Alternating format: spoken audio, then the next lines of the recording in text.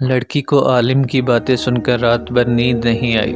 اس کے ذہن میں بار بار وہی جملہ گھومتا رہا کہ جن صرف محبت کا شکار نہیں بلکہ ایک پرانی بد دعا کا قیدی بھی ہے۔ لڑکی کے دل میں ایک سوال تھا کہ آخر وہ راز ہے کیا جو مجھے جن سے جوڑے ہوئے ہیں۔ اگلی رات جن اس کے کمرے میں آیا۔ اس دفعہ اس کا چہرہ اداس تھا، آنکھوں میں آنسو۔ اس نے کہا، میں تمہیں دکھ نہیں دینا چاہتا، لیکن تمہیں سچ جاننا ہوگا۔ تم صرف میری محبت نہیں بلکہ میری تقدیر ہو۔ لڑکی رو کر بولی، آخر کیوں؟ تم مجھے کیوں نہیں چھوڑ دیتے؟ جن چپ رہا اور بس اتنا کہا، تمہاری ماں کی ایک دعا نے مجھے تم سے باندھ دیا ہے۔ اگلی شام عالم نے لڑکی اور اس کے گھر والوں کو بلایا۔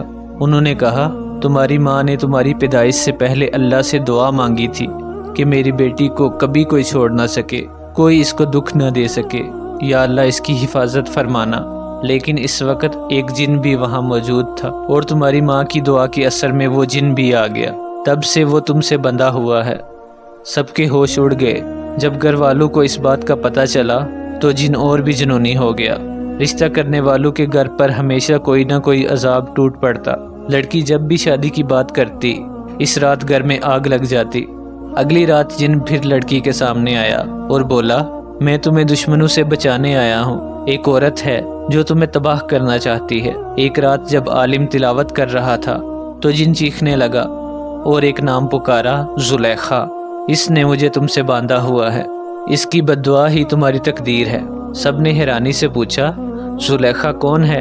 جن رو کر بولا، وہ میری محبت تھی۔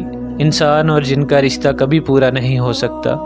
اس نے بد دعا دی کہ میری محبت کبھی پوری نہ ہو، اور اب تم میری زندگی کا حصہ بن گئی ہو۔